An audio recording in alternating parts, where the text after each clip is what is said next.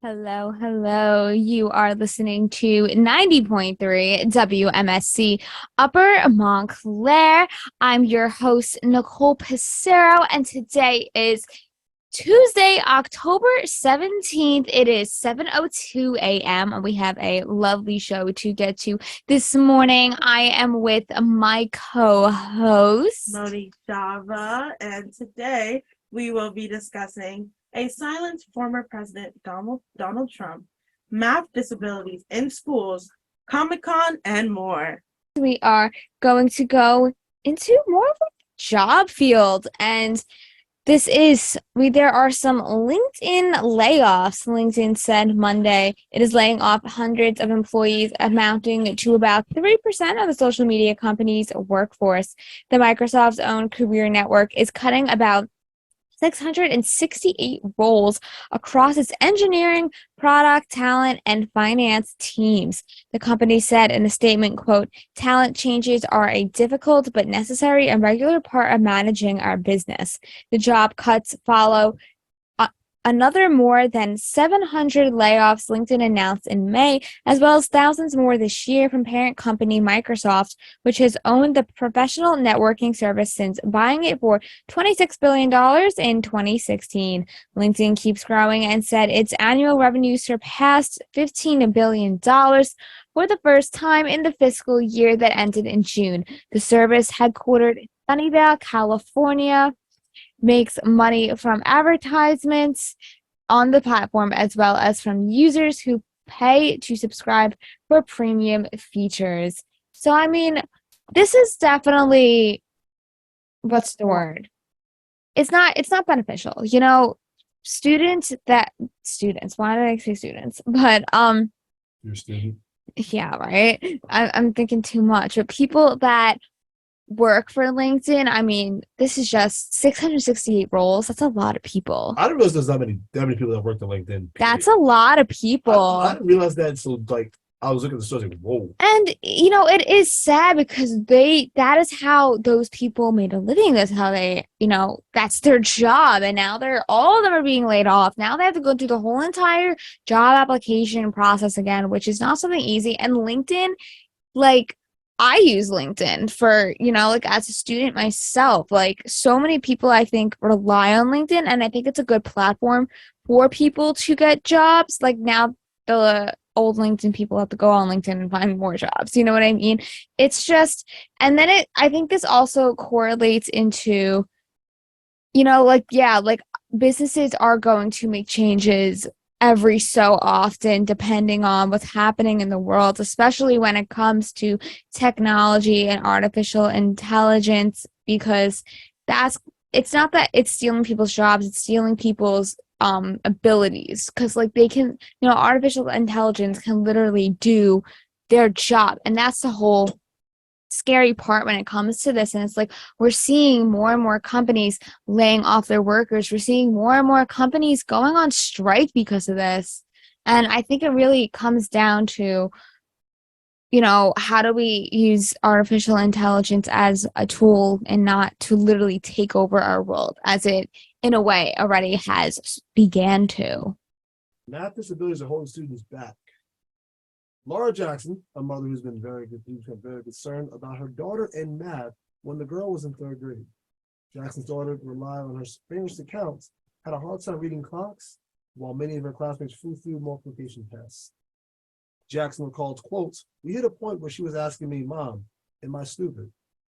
When having lunch with a friend, Jackson heard about a disorder known as dyscalculia. She learned that the learning disability impacts a child's ability to process numbers and retain math knowledge. The Education Reporting Collaborative is documenting the math crisis facing schools and highlighting progress. American schools have struggled for a long time to identify and support students with learning disabilities of all kinds.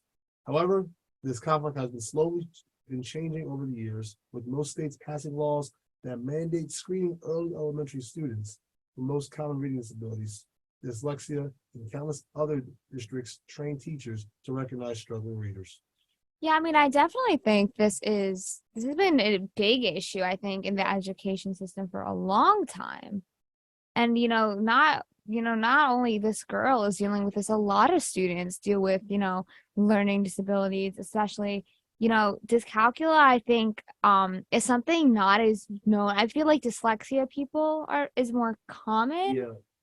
but it's kind of like the same thing, just like in math instead of words. And I think this actually being able to have a name for it, it kind of it kind of gives you it kind of highlights that okay, there's something out there, because one, you're looking at it in a sense of, and I've seen a lot of people who aren't great at math, and they always had a hard time. For example, my brother always had a hard time with Mhm. math, and now seeing this, I'm starting to understand why he's had a hard time with math.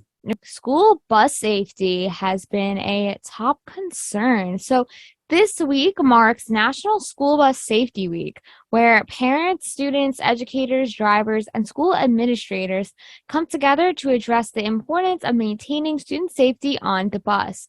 Across the country, over 27 million children board to a public school on a public school bus.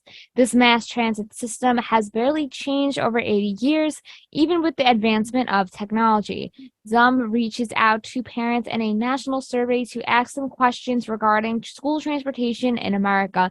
In 2023, the survey found that 91% of parents think that the school bus system in America could improve, with the majority of parents citing safety as their top concern for their child while riding a school bus. A few ways to ensure everyone has a safe experience on the school bus are enhancing driver training, creating tech-enabled solutions, and prioritizing the well-being of students. And I definitely agree with this. I mean, there are so many students that take the school bus to get to school, and it should definitely be a safe place for them. It's their mode of transportation to get to school. It definitely should be top priority, and it's regarding safety, because, those students, like, whenever, I mean, I always think about this every time, like, somebody's driving a car, somebody's like driving a school bus, like, it's not that, like you're like, you have to be very cautious, you have to be very safe, you're putting people's lives at risk, and you want to always have that safety at the back of your mind. And it's nice to see how these parents and these educators are all, coming together. They're, trying to stand up for the children, students who do take the buses to school.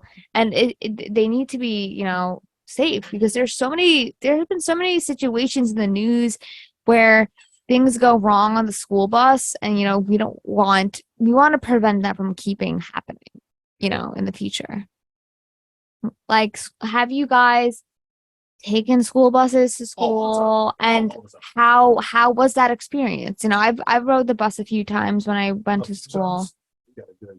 So I Yeah. would say that was actually the only way I got to school. The school is lit. It was all, let me just put it both. It was a great time because, one, the bus drivers I had every year were always just cool. They always knew what they were doing. That's good. And I felt comfortable just to sit back and just chill. And we had in my school bus, at least especially in middle school, we had a lot of people, because you had both the high school kids and the middle school kids taking the bus essentially the same way. So a lot of people were on that bus, but the way how it was so organized, and it allowed, it just made me feel comfortable going to school every day, because I'm like, all right, I know I'm going to get there. And a lot of these bus drivers that we had, they were in the business for years, so it's a lot of them with great experience. And at that point, you got to think that they know what they're doing. That's all for the morning buzz here on 90.3 WMSC Upper Montclair. We got some pumpkin stuff hacks that we gave to you. We got some nice coverage of Comic-Con. So much news delivered to you today on the morning buzz. And you can tune in tomorrow and the rest of this week. Same time, same place. And we hope you have a great rest of your morning. And this is Calling All the Monsters by China Ann McClain. Good song.